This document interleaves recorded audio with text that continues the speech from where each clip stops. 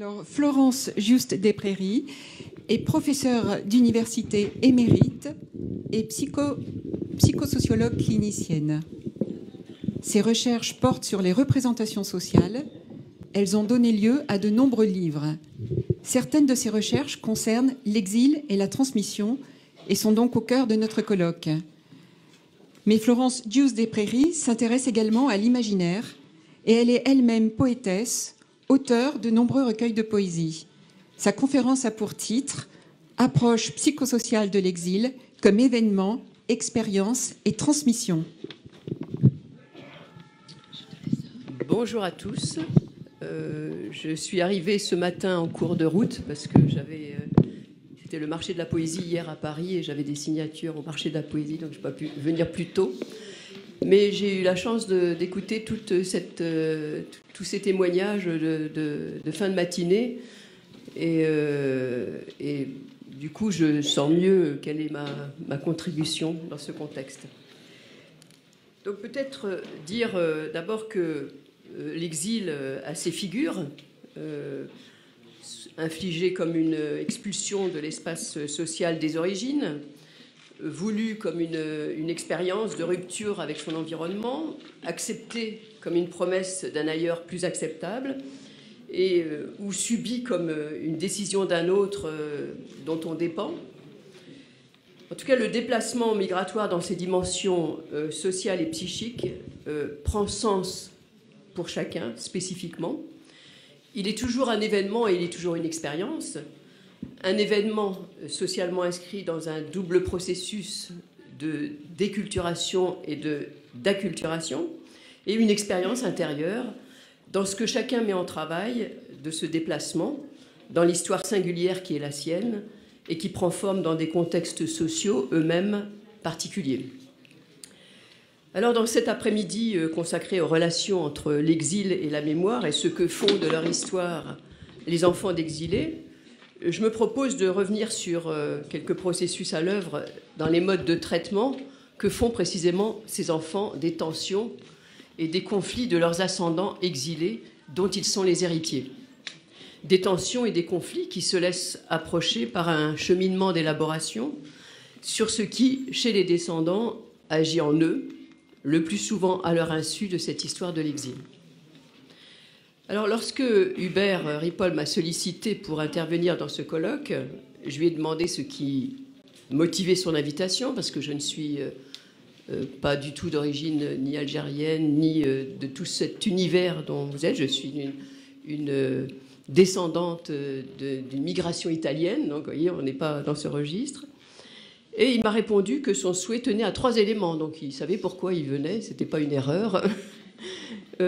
Pour mon approche psychosociale clinique, donc des liens entre subjectivité et société, pour la direction de mes travaux de recherche sur l'exil, parce qu'effectivement j'ai dirigé des travaux sur l'exil, et puis pour mon activité donc, de poète. Je me dis, il va falloir que je réunisse tout ça, c'est pas non plus évident, donc voilà, je m'essaye à réunir un peu tout ça. Alors je voudrais d'abord poser d'emblée qu'un travail d'élaboration de son histoire incombe à tout un chacun dans sa dimension d'héritier, exposé qu'il est à des contradictions, des impensés, qui exposent à des vicissitudes, mais qui ouvrent également des voies de réalisation de soi. Il n'y a pas que les exilés qui doivent faire un travail sur l'élaboration de leur histoire. Et donc, ce que je vais examiner pour resserrer un peu la situation, c'est la question de l'oubli et la question de la visibilité dans la rencontre entre un imaginaire social et un imaginaire individuel dans la manière dont les descendants intériorisent l'histoire de leurs ascendants, qui est toujours une histoire habitée et incarnée. Alors, je vais utiliser le terme d'imaginaire. Je veux juste dire que j'emploie le terme imaginaire vraiment comme signification imaginaire sociale, signification imaginaire subjective, au sens de Castoriadis, s'il y en a qui le connaissent ici, c'est-à-dire vraiment l'imaginaire comme création, c'est-à-dire la création de représentations pour se disposer par rapport à une réalité, pour se disposer par rapport à une situation. Il faut d'abord qu'on se la représente, il faut d'abord qu'on l'imaginarise. Et donc c'est cet imaginaire-là.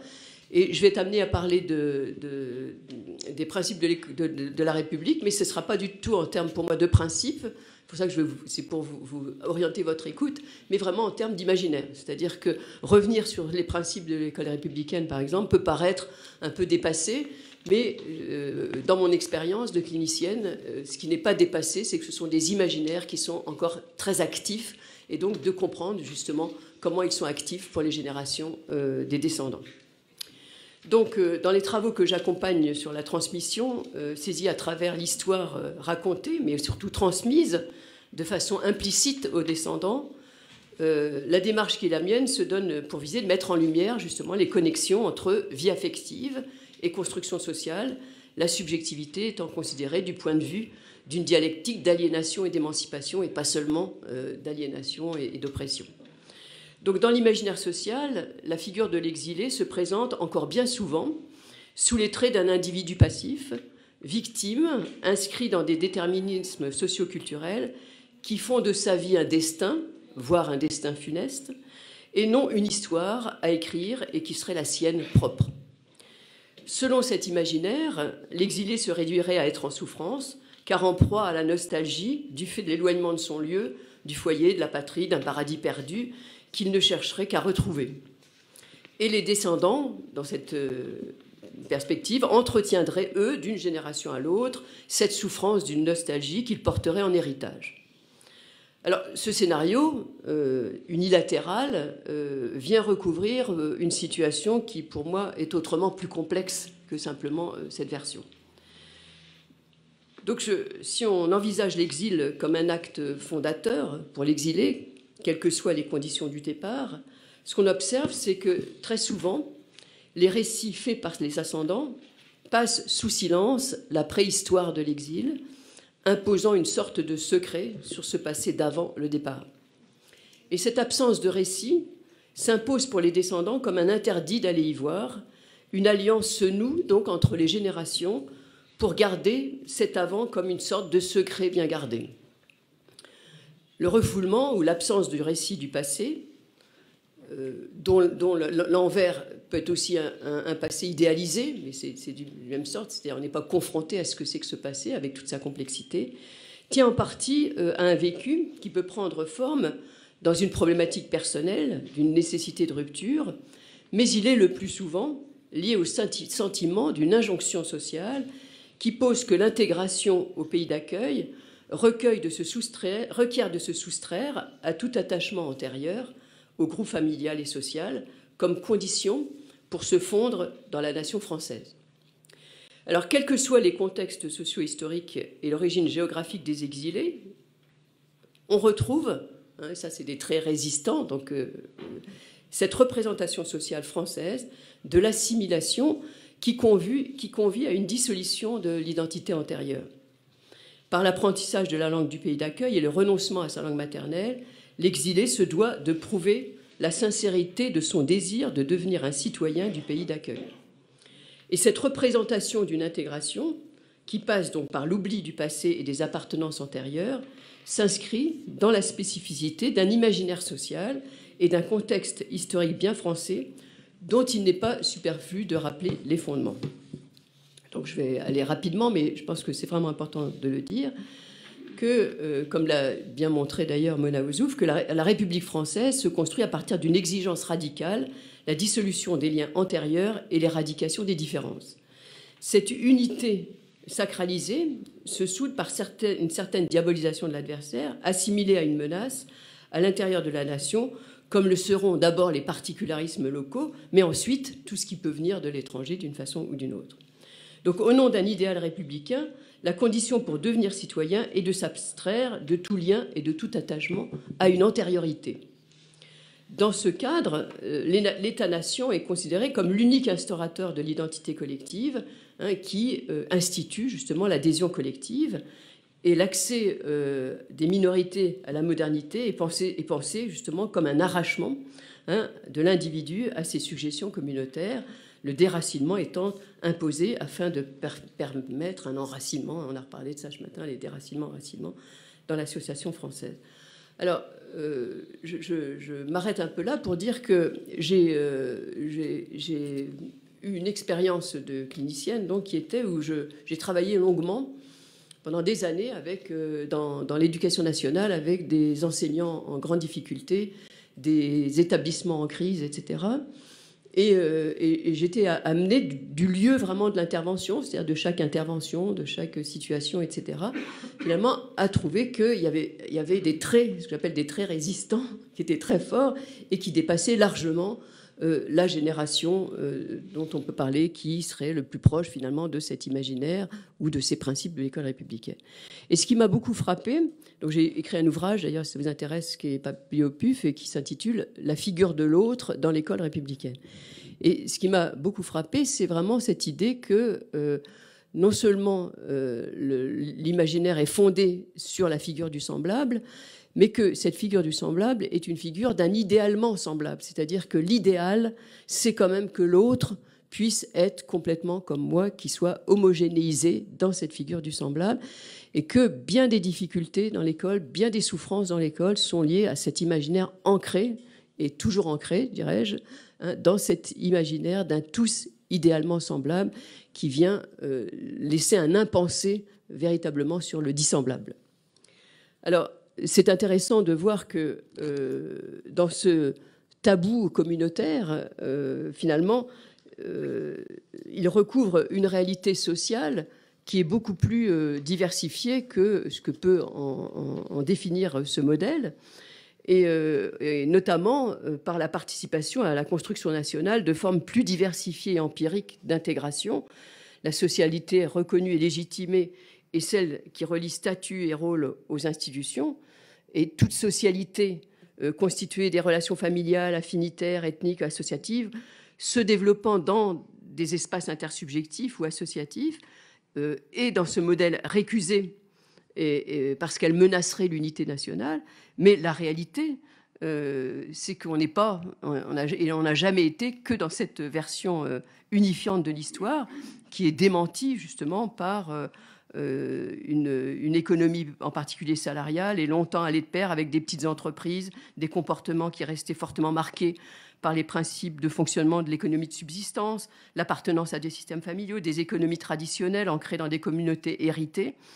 Et ces économies traditionnelles, ancrées dans ces communautés ethniques ou socialités, avec des socialités correspondantes, ont largement participé justement à ce qu'a été cette France qui s'est développée, etc. Donc elle ne s'est pas faite que sur l'homogénéisation, mais je voudrais insister là-dessus parce que en tant que clinicienne, nous on travaille sur ce qui justement réémerge de contenu à l'insu de ce qu'en savent les sujets et qui sont des imprégnations fortes, et notamment cette question du semblable et du dissemblable est extrêmement importante.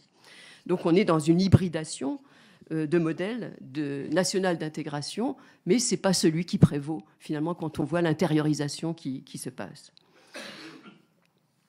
Donc celui qui prévaut, c'est celui du semblable, une passion du semblable, l'intégration de l'étranger entendue comme assimilation et non pas comme intégration, qui vise à ramener le dissemblable au même, toujours. Donc l'idéal républicain se propose de ramener l'autre au même et de supprimer forcément tout ce qui pourrait faire distinction. Alors on le voit comment reste difficile dans l'école aujourd'hui et puis dans la société, tout ce qui est lutte contre les discriminations et les inégalités. Et il me semble que c'est très lié, en tout cas dans mon observation de chercheur et d'accompagnatrice des groupes et des individus, que ces discriminations et cette difficile prise en compte des inégalités a beaucoup à voir avec cet imaginaire du tous idéalement semblable, qui reste une figure extrêmement ancrée dans la société française.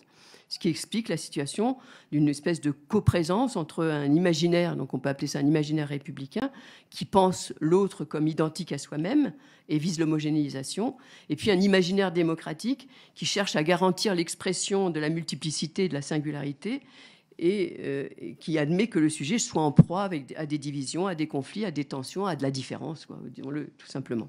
Et là, on a vraiment une lutte, finalement, entre ces deux imaginaires. Alors, cette construction sociale de l'assimilation favorise donc une absence, c'est ce que je vois, moi, une absence du récit du passé qui peut favoriser chez les descendants un exil intérieur, comme j'y reviendrai tout à l'heure. Deuxième signification importante, c'est la question de la visibilité et de l'invisibilité, alors là, qui est aussi extrêmement complexe et très paradoxante pour beaucoup.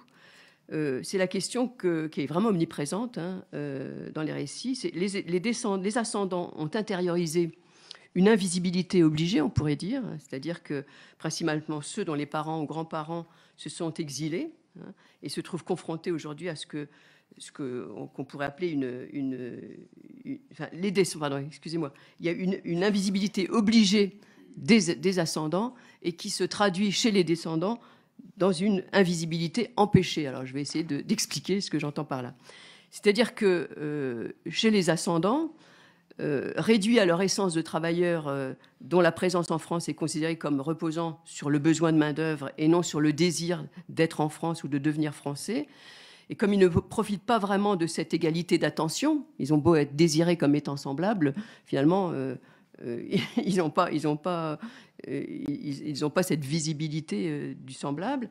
Et donc, ce qu'on leur demande surtout, c'est une homogénéisation de soumission, d'une certaine façon, c'est-à-dire une injonction à une assimilation. Et ce qui leur échoit, c'est d'être justement pas regardés, pas considérés. Et c'est cette invisibilité-là, finalement, à laquelle on les convie. Sous couvert de les convier à une invisibilité qui serait le fait d'être tous, on est tous les mêmes et qui seraient semblables. Alors, je ne suis pas en train de dire là, je crois, je voudrais me faire comprendre, je ne suis pas en train de dire qu'il y a des méchants qui font ci ou ça ou ça. Je parle des imaginaires intériorisés d'un côté comme de l'autre. C'est-à-dire qu'on en entend bien beaucoup, tous ceux qui défendent la République avec le semblable, etc. Ils ne se rendent pas compte qu'ils peuvent être les premiers à véhiculer une image d'un semblable qui est justement pas un semblable, mais qui est celui qui est au contraire déconsidéré et dont sa qualité de semblable, c'est d'être invisibilisé, c'est qu'on ne le voit pas. C'est qu'on le voit pas. Alors, ces générations d'invisibilisation sur ce mode, finalement, ont souvent imposé à leurs descendants de ne pas faire de vagues, de ne pas se faire remarquer, etc. C'est-à-dire que c'était la condition de l'intégration, c'est qu'il ne faut pas être vu, il ne faut pas se faire voir, il ne faut pas être remarqué. Alors les descendants, eux, souhaitent être regardés précisément par la société française comme un semblable, mais un vrai semblable, c'est-à-dire qu'il n'y ait pas de discrimination entre eux et les autres. Bon. Mais leur est en permanence renvoyé le fait qu'ils sont descendants d'émigrés, et l'imaginaire social les renvoie ainsi sans cesse à une communauté à laquelle ils appartiendraient, et ce qui les empêcherait de se fondre donc dans une nation. Alors, ce qui est vraiment très important là, c'est que c'est pour ça que je parlais finalement d'une invisibilité empêchée. Et c'est un peu subtil, c'est-à-dire que en fait, leur demande, c'est d'être comme les autres, c'est d'être semblable et pas d'être vu comme étant un émigré ou un exilé, ou etc. Et donc, finalement, ce qu'ils réclament, c'est une invisibilité, mais pas celle dont je parlais tout à l'heure, c'est une invisibilité, c'est-à-dire qu'on ne soit pas tout le temps en train de les ramener à cet oxymore qui est qu'ils seraient français-étrangers ou franco-maghrébins, ce que d'ailleurs certains intériorisent suffisamment pour eux-mêmes le revendiquer. Mais ce n'est pas parce qu'ils le revendiquent que finalement, ce n'est pas une forme d'aliénation aussi que de le revendiquer. Donc vous voyez, la visibilité et l'invisibilité, c'est très, très complexe parce qu'elle n'a pas toujours les mêmes contenus et que finalement la revendication d'une invisibilité peut être une revendication d'une égalité et qu'elle n'a pas les mêmes contenus que cette invisibilité qui était une invisibilité de soumission. Vous voyez, ça c'est subtil à comprendre. Et puis, alors pour rajouter une couche de complexité, il y a aussi le fait qu'on est dans une société... alors appelons-la postmoderne, appelons-la de la modernité avancée, où justement la notion de visibilité là est très importante, c'est-à-dire pour exister, pour avoir un statut, etc., il faut se faire voir, il faut se montrer.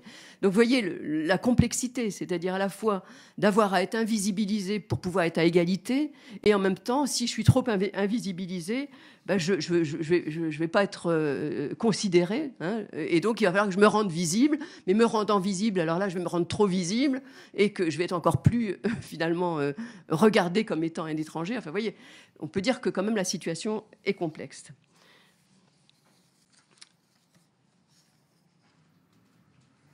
Donc l'imaginaire de l'invisibilité empêchée conduit à une forme de méconnaissance de l'autre. En assimilant les descendants d'exilés à une éternelle étrangeté, leur est refusée une identification mutuelle du semblable. Ça, je pense que c'est vraiment important de le dire. Et donc, ils sont renvoyés à une affiliation et une appartenance imaginaire, immuable, à une communauté, alors même que ce qu'ils revendiqueraient, ce serait plutôt de pouvoir justement à la fois s'extraire finalement de cette chose-là. Alors, je vais passer un peu vite là. Je sais pas, je dispose de temps, j'ai encore un peu de moment.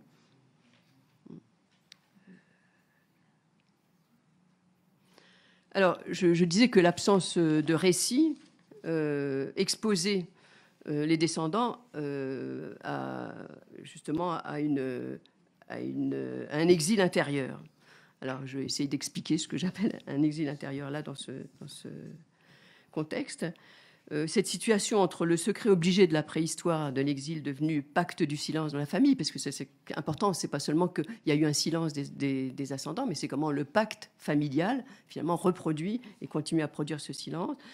La paradoxalité des figures coprésentes de la visibilité et de l'invisibilité peut confronter les descendants à une sorte donc d'exil intérieur, qui est une expérience subjective qui instaure une coupure et une distance à soi et aux autres, évocatrice d'un sentiment d'étrangeté pouvant être produit par l'impossibilité de trouver un lieu à soi, par la conscience d'être là tout en n'y entend pas, par la recherche et la passion d'un ailleurs inaccessible ou perdu qui exile de l'espace et du temps présent. Vous voyez cette idée que finalement, c'est pas seulement une difficulté à prendre sa place socialement, mais c'est aussi une difficulté à prendre sa place intérieurement, à l'intérieur de soi, de trouver un espace pour soi où on pourrait dire, bah oui, je suis là, je peux dire où sont mes ressources parce que je sais d'où je les sors. Donc entre la nostalgie d'un pays idéalisé et un sentiment de non-appartenance à la terre d'exil de ses ascendants, le sujet peut éprouver le paradoxe d'un enfermement sur soi, fait de solitude, d'une recherche vaine de points d'ancrage, se spécifiant comme perte de soi, image intérieure d'une rupture du lien social. Cette expérience d'un exil intérieur se nourrit d'un sentiment d'exclusion sociale, attaché à toute situation de marginalisation, de défiance ou d'évincement, comme ça peut être le cas socialement pour un certain nombre de jeunes, et paraît à ce titre désigner une expérience subjective venant exprimer simultanément les particularités d'un statut social. Donc c'est là ce que se fait l'articulation, car l'exil intérieur confronte à une présence-absence de soi qui est en même temps une présence-absence au monde. Le sentiment d'exil intérieur se déploie ainsi à partir d'une double détermination subjective et sociale, et il se révèle aussi comme un reflet d'une société en mal d'idéaux, incertaine sur ses valeurs et à la recherche des valeurs. On pourrait dire que la situation de cet exil intérieur est d'autant plus activable que la société elle-même est beaucoup plus dans l'incertitude, et notamment par rapport à ces idéaux qui pouvaient peut-être dans le passé être plus finalement des ressources externes à soi, externes à la famille, etc. Il s'écrit enfin comme figure du malaise de l'idéal qui place le sujet au cœur d'une insatisfaction qui ne concerne pas seulement ses désirs, mais leur rencontre avec les rigueurs d'une réalité sociale. Alors, je vais prendre un exemple, parce que par rapport à ce matin, je trouvais que c'était bien, je ne dis pas tout ce que je voulais dire, je préfère prendre un exemple, sur l'histoire de comment, pour travailler sur l'exil, c'est-à-dire l'exil intérieur peut être donc un enlisement ou peut être aussi un dépassement. Donc dans les travaux justement que j'ai menés d'accompagnement, etc., la diversité des situations m'amène à poser la question à chaque fois de comment s'exprime et s'opère pour le sujet la perte d'un espace familier à soi ou la difficulté d'en instaurer un Et ça m'amène à explorer quels sont les éléments à la fois subjectifs et sociaux qui sont à l'œuvre, et comment c'est lorsque ces exilés peuvent reconstruire une histoire de l'exil, avec un avant et un après, fait d'étapes, fait d'enjeux, fait d'expériences, fait de conflits, etc., qu'ils parviennent mieux, hein, ça c'est vraiment très patent dans le travail fait avec eux, à s'inscrire dans un continuum, et que du projet devient possible là où justement il était difficile. Quand l'histoire de l'exil devient une expérience vécue dans une histoire singulière, inscrite dans un contexte socio-historique particulier, une histoire qui peut se raconter, faite de tensions, mais aussi d'une construction qui donne des points d'ancrage sur lesquels s'adosser. On peut se sentir héritier et affronter un peu plus sûrement l'adversité du monde. Donc je vais terminer par un exemple. C'est une jeune fille qui avait 10 ans en 62, quand elle a quitté l'Algérie. Donc elle a quitté les études primaires, elle est arrivée en 6e en France. Elle parle d'une histoire restée au fond du verre, hein. Et elle est rentrée, donc poussée par le contexte de la guerre d'Algérie. Et alors oui, je voulais parler de cette expérience-là que je fais avec les enseignants. Je ne sais pas, j'ai déjà dit ça. Je fais avec les enseignants donc tout un travail sur leur histoire scolaire, familiale, etc.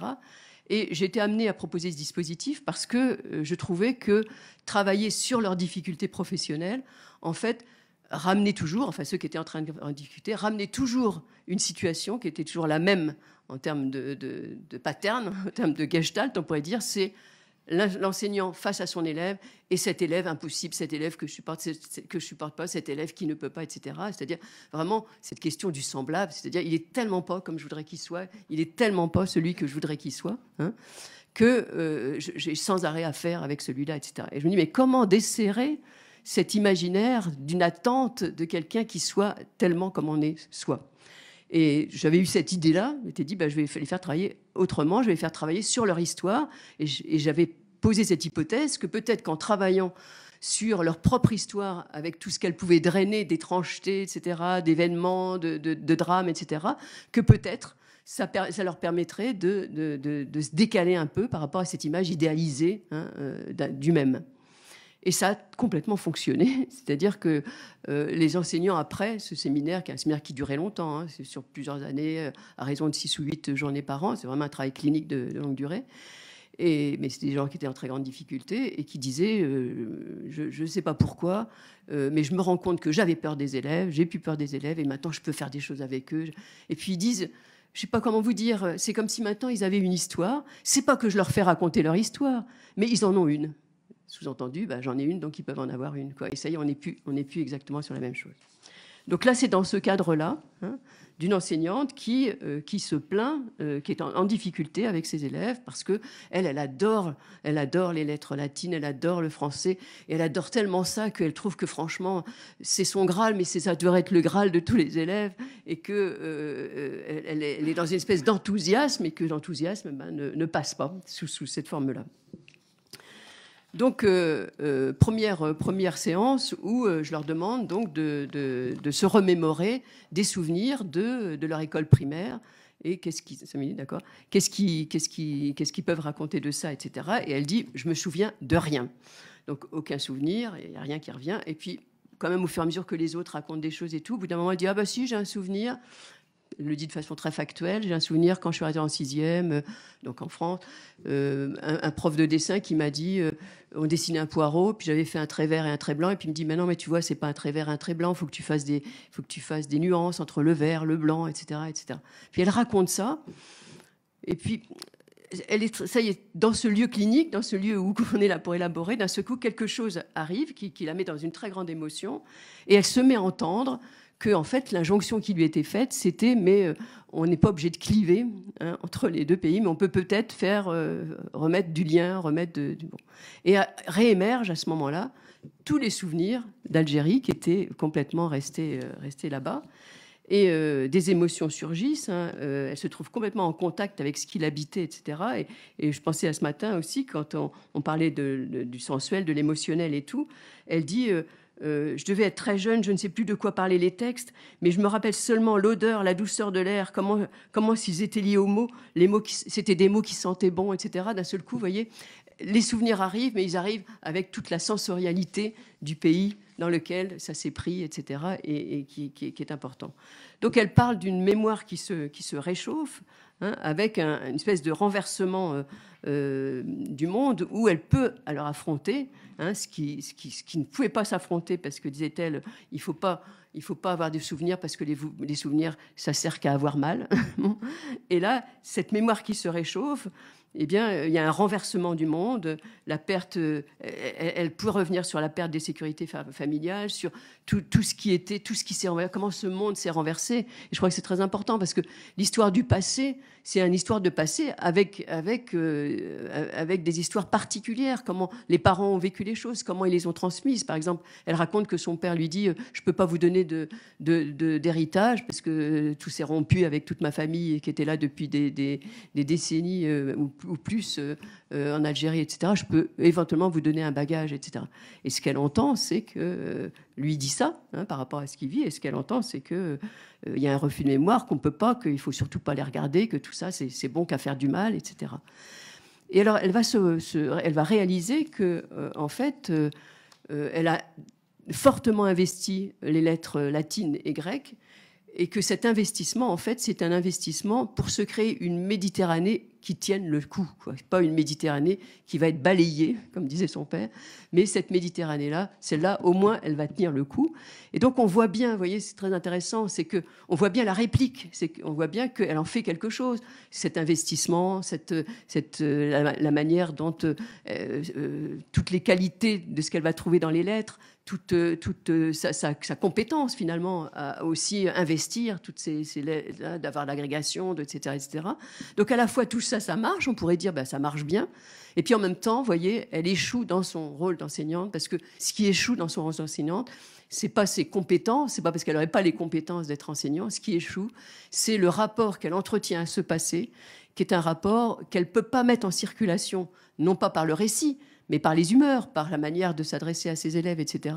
Et qu'il y a une rupture, hein, cette rupture qui lui faisait laisser tous les souvenirs en Algérie, et qui fait qu'elle a une manière d'adresser ce réinvestissement ou ce surinvestissement des lettres latines sur un mode où ses élèves ne peuvent pas prendre, parce qu'ils ne peuvent pas être à cet endroit-là, c'est pas là qu'ils sont, c'est pas là qu'ils peuvent prendre la transmission. Donc, oui, je voulais montrer cet exemple, parce que je trouve que c'est très important.